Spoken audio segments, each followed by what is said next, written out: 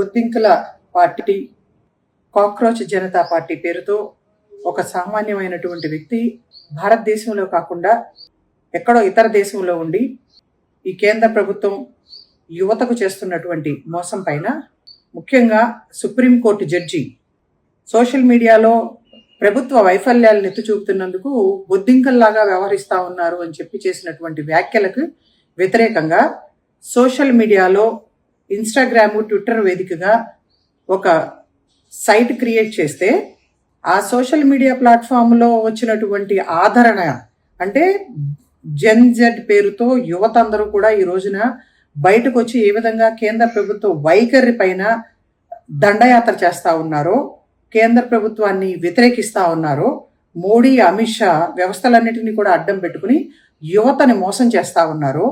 ముఖ్యంగా ఇన్ఫ్లేషన్ కానీ, praise rise కానీ, పేపర్ లీక్ కానీ ఇటువంటి వ్యవహారాల వల్ల యువత అనేక మంది ఆత్మహత్యలు చేసుకుని ఉపాధి అవకాశాలు లేక నడి రోడ్డున పడినటువంటి పరిస్థితులు, ఇటువంటి వాటన్నిటినీ కూడా కన్సిడరేషన్లోకి తీసుకుని వ్యతిరేకత ఎక్కువైపోయి కేంద్ర ప్రభుత్వం పైన యుద్ధమే చేస్తున్నటువంటి తరుణంలో మోడీ, అమిత్ షా భయపడి ఆ సోషల్ మీడియా ప్లాట్ఫామ్స్ అన్నిటినీ, ట్విట్టర్ను కానీ, ఇన్స్టాగ్రామ్ను కానీ బ్లాక్ చేశారు అంటేనే అర్థమవుతా ఉంది.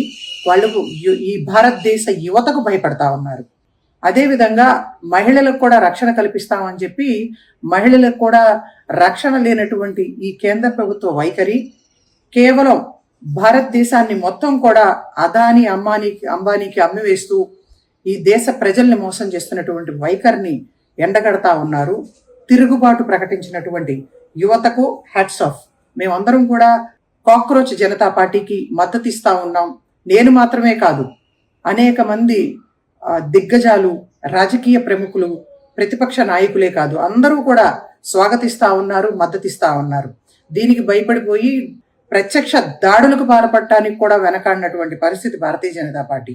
రాహుల్ గాంధీ గారి పైన ఏ విధంగా అయితే ప్రాణాలు తీయటానికి కూడా లెక్క చేయమనే విధంగా హెచ్చరికలు చేస్తా ఉన్నారు. అన్ని వ్యవస్థలు అంటే ఈడీని, సిబిఐని అన్నిటినీ కూడా అడ్డం పెట్టుకుని తప్పుడు కేసులు పెట్టి రాహుల్ గాంధీ గారి పైన ఏ విధంగా అయితే దాడి చేస్తా ఉన్నారో, అదే విధంగా కాక్రోచ్ జనతా పార్టీని స్థాపించినటువంటి అభిజిత్ పైన కూడా అమెరికాలో ఉన్నా సరే చంపేస్తాము అని చెప్పి వీళ్ళు వ్యక్తిగతంగా దూషణలకు పాల్పడతా ఉన్నారంటే సిగ్గుపడతా ఉన్నారు. అందుకే యువత అందరూ కూడా వ్యతిరేకిస్తా ఉన్నారు. మీకు తగిన గుణపాఠం చెప్పటానికి కూడా సిద్ధంగా ఉన్న విషయాన్ని హెచ్చరిస్తూ ఇప్పటికైనా మీ ఆగడాలు మానుకోండి. మీరు ఏమి చెప్పి అధికారంలోకి వచ్చారో ఇచ్చినటువంటి హామీలను నెరవేర్చండి. యువతకు సంవత్సరానికి 2 కోట్ల ఉద్యోగాలు ఇస్తానని చెప్పి ఇప్పటి వరకు కూడా ఒక్క ఉద్యోగం కూడా ఇవ్వకుండా, పైగా పేర్లు మార్చి కాంగ్రెస్ ప్రభుత్వాలు, అప్పటి యూపీఏ ప్రభుత్వాలు తీసుకొచ్చినటువంటి స్కీమ్స్ అన్నిటినీ కూడా పేర్లు మార్చి ఇంప్లిమెంట్ చేయడం తప్ప ఇప్పటి వరకు కూడా ఏమి అభివృద్ధి చేయనటువంటి మోడీ, అమిత్ షా జోడీని ప్రజలు తిరస్కరించే పరిస్థితికి దిగజార్చుకున్నారు. కాబట్టి సిగ్గుపడమని చెప్పి హెచ్చరిస్తా ఉన్నారు.